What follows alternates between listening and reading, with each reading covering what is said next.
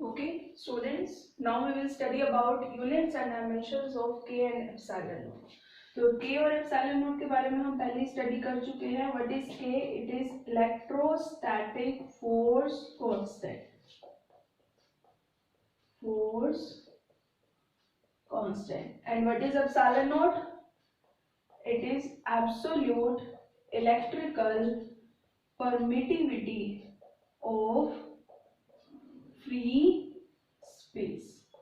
अब हमें इन दोनों की units and dimensions find out करनी है. तो आपको पता है units and dimensions find out करने के लिए हम क्या करते हैं. सिंपली 11th क्लास में हमने पढ़ा था, जो भी फॉर्मूला है जिसकी भी आपको units and dimensions find out करनी है उसे अलग कर देंगे, बाकी सबको अलग. तो के को अलग करेंगे तो हमारे पास फॉर्मूला क्या बन जाएगा, आर स्क्वायर डिवाइड, इधर आके क्या हो जाएगा मल्टीप्लाई, और Q1 Q2 मल्टीप्लाई में है तो उधर साइड जाकर क्या हो जाएंगे डिवाइड. तो ये फॉर्मूला बन गया हमारे पास F R square upon Q1 Q2.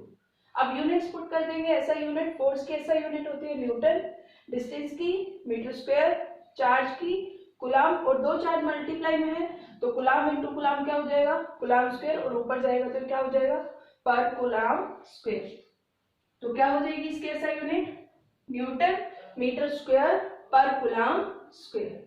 अब उसके बाद सीजीएस में अगर हम इसको कन्वर्ट करेंगे तो ऐसा यूनिट को सीजीएस में कन्वर्ट करेंगे तो न्यूटन की जगह क्या आएगा डाइन, मीटर की जगह सेंटीमीटर, और कुलाम की जगह ईएसयू. ईएसयू means electrostatic unit of charge. तो बाकी सेम रहेंगी पावर्स, बस ये यूनिट कन्वर्ट हो जाएंगी. तो क्या बन जाएगी इसकी सीजीएस यूनिट के की डाइन सेंटीमीटर स्क्वायर पर ईएसयू स्क्वायर. सिमिलरली ऐसा यूनिट ऑफ एप्सिलॉन नॉट हमने एक फॉर्मूला और स्टडी किया था इससे पहले वाली क्लास में कि के किसके इक्वल होता है 1/4 पाई एप्सिलॉन नॉट. अब 4 यहाँ पर एक नंबर है, नंबर की कोई यूनिट और डायमेंशन नहीं होती. पाई भी एक कांस्टेंट है, इसकी भी कोई यूनिट और डायमेंशन नहीं होती. तो मींस जो के की है उससे अपोजिट किसकी होनी चाहिए एप्सिलॉन नॉट की, क्योंकि एक दूसरे से इनवर्सली प्रोपोर्शनल हो गए. तो ऐसा यूनिट एप्सिलॉन नॉट की क्या होगी इससे अपोजिट. मींस जो पॉजिटिव है उसे हम नेगेटिव कर देंगे और जो नेगेटिव है उसे हम पॉजिटिव कर देंगे. ठीक है. तो सिमिलरली सीजीएस यूनिट क्या हो जाएगी, न्यूटन को एसआई को सीजीएस में कन्वर्ट करेंगे तो क्या आ जाएगा यहाँ पर डाइन, मीटर को कन्वर्ट करेंगे तो सेंटीमीटर, और कुलाम को कन्वर्ट करेंगे तो ईएसयू ऑफ चार्ज. तो क्या बन जाएगी इसकी यूनिट पर डाइन पर सेंटीमीटर स्क्वायर एंड ईएसयू स्क्वायर. अब डायमेंशंस फाइंड आउट करने के लिए सेम प्रोसीजर, पहले हमने यूनिट्स पुट की थी इस फॉर्मूले में, अब हम पुट करेंगे डायमेंशंस. फोर्स की डायमेंशंस क्या है ml/t-2, डिस्टेंस की l स्क्वायर, चार्ज की 80. अब दो चार्ज है तो 80 इंटू 80. अब 80 इंटू 80 क्या हो जाएगा डिवाइड में a स्क्वायर t स्क्वायर. अब इसे ऊपर ले जाएंगे तो क्या होगा, देखो m1 है, यहाँ भी m1, L1 इंटू L2 दोनों का बेस सेम है तो पावर क्या हो जाएगी ऐड. 1 + 2 कितना हो जाएगा अपने पास 3. अब उसके बाद t-2 और एक t2 ऊपर जाएगा तो ये भी क्या होगा t-2. तो -2 क्या हो जाएगा -4, और a इंटू a स्क्वायर, और ये ऊपर जाएगा तो क्या हो जाएगा a-2. तो ये इसकी डायमेंशन आ गई के की m1 L3 t-4 and a-2. तो पहले ही हम पढ़ चुके हैं. सिमिलरली इसकी डायमेंशंस क्या होंगी इससे अपोजिट. इसकी dimension m1 L3 t-4 a-2 है तो इसकी डायमेंशन हो जाएगी m-1 L-3 t4 and a square. तो यूनिट्स एंड डायमेंशंस कंप्लीट होती है के एंड एप्सिलॉन नॉट की. बट अभी हमने कूलम्ब्स लॉ से रिलेटेड जो भी टर्म्स पढ़ी हैं उन सब में एक रिलेशन आती है, उस रिलेशन को भी हम साथ में ही लेंगे. वो है डाइलेक्ट्रिक कांस्टेंट, या फिर हम उसे क्या बोलते हैं रिलेटिव परमिटिविटी. तो आपने कहीं ना कहीं रिलेटिव वाला ये वर्ड जो है वो सुना हुआ है, जैसे कि रिलेटिव डेंसिटी, ये वर्ड आपने सुना हुआ है. रिलेटिव डेंसिटी के बाद एक रिलेटिव रिफ्रैक्टिव इंडेक्स, ये भी सुना हुआ है. तो रिलेटिव का मतलब क्या है, रिलेटिव का मतलब है दो सेम वैल्यूज में आपको रिलेशन निकालना है. जैसे रिलेटिव डेंसिटी है, मतलब आपको दो डेंसिटीज में रिलेशन निकालना है, यानी दो डेंसिटीज का आप रेशो करोगे, डिवाइड करोगे, तो यहाँ दो डेंसिटी आपस में क्या होंगी, डिवाइड। ऐसे ही रिफ्रैक्टिव इंडेक्स में भी दो रिफ्रैक्टिव इंडेक्स आपस में क्या होंगे, डिवाइड। तो याद करो इसमें क्या होता था, डेंसिटी का फॉर्मूला क्या होता था, रिलेटिव डेंसिटी का, density of any medium any substance to the density of water at 4 degree Celsius temperature. इसे हम क्या बोलते थे, density of water at 4 degree Celsius temperature. ऊपर जो वैल्यू आती थी वो कोई भी हो सकती थी, चेंज होने वाली जो भी है, और नीचे जो वैल्यू डिवाइड में जो वैल्यू आती थी वो हमेशा एक कांस्टेंट होती थी। सेम रिलेटिव रिफ्रैक्टिव इंडेक्स भी क्या होता था, mu upon mu naught. Mu naught क्या है, refractive index in air which is constant, और यहाँ आप कोई भी आप डिवाइड कर सकते हो, कोई भी वैल्यू पुट कर सकते हो, कोई भी वैल्यू यहाँ पर आ सकती है किसी भी मीडियम के लिए, ग्लास, वाटर, डायमंड, कोई भी आ सकता है। तो यहाँ पर जो डिवाइड में जो वैल्यू आती है वो क्या होती है, हमेशा एक कांस्टेंट होती है। तो यहाँ से अगर हम इस स्टेटमेंट को समझना चाहें रिलेटिव परमिटिविटी को, तो इसमें परमिटिविटी का हमें क्या करना पड़ेगा, रेशो निकालना पड़ेगा।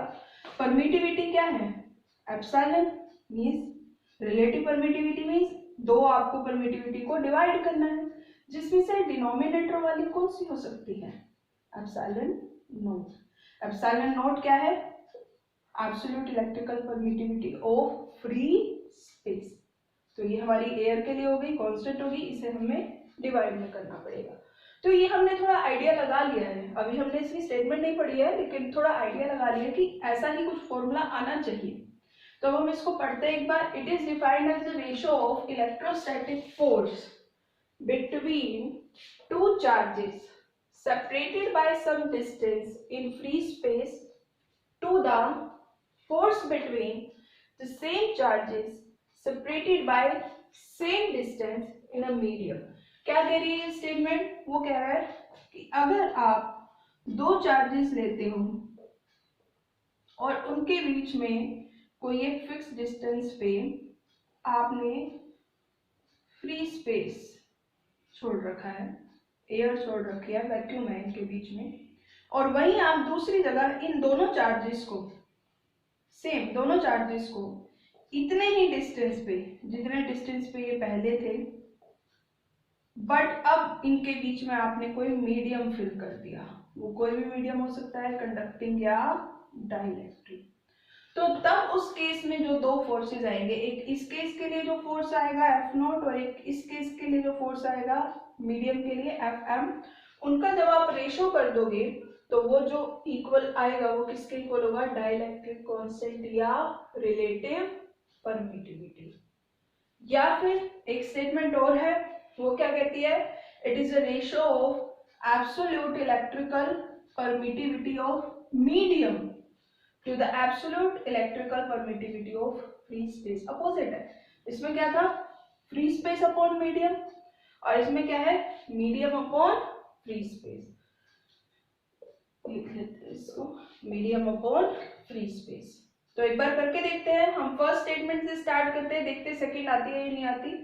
तो हम कर देते हैं force due to free space to the force due to medium, यही वैल्यू है, इन दोनों को डिवाइड करते हैं। अब force due to free space के लिए हम फॉर्मूला पहले पढ़ चुके हैं, 1/4πε0 Q1 Q2 अपॉन R², और मीडियम के लिए 1/4πε0 Q1 Q2 अपॉन R²। तो सिर्फ ये डिफरेंस है, यहाँ एप्सिलॉन नोट आएगा और यहाँ क्या आएगा, एप्सिलॉन, थोड़ा बड़ा लिख देते हैं एप्सिलॉन।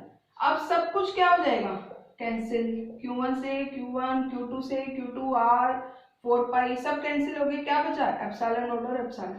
एप्सिलॉन डिवाइड में ये कहाँ चला जाएगा, ऊपर मल्टीप्लाई में, और एप्सिलॉन नोट डिवाइड में।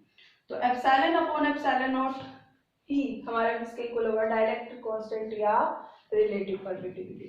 तो ये एप्सिलॉन आर जो है ये हमारा क्या है, रिलेटिव परमिटिविटी, और के इज डाई इलेक्ट्रिक कांस्टेंट। तो स्मॉल के जो होता है वो इलेक्ट्रोस्टैटिक फोर्स कांस्टेंट होता है, ध्यान रहे, और कैपिटल के जो होता है वो होता है डाइलेक्ट्रिक कांस्टेंट।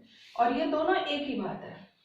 और डाइलेक्ट्रिक कांस्टेंट के फॉर्मूले को आप कैसे भी डिफाइन कर सकते हो, आप इस स्टेटमेंट से भी कर सकते हो, इस स्टेटमेंट से भी कर सकते हो, दोनों ही सही है। बस ये ध्यान रखना है किसमें ऊपर फ्री स्पेस आएगा और किसमें नीचे फ्री स्पेस आएगा।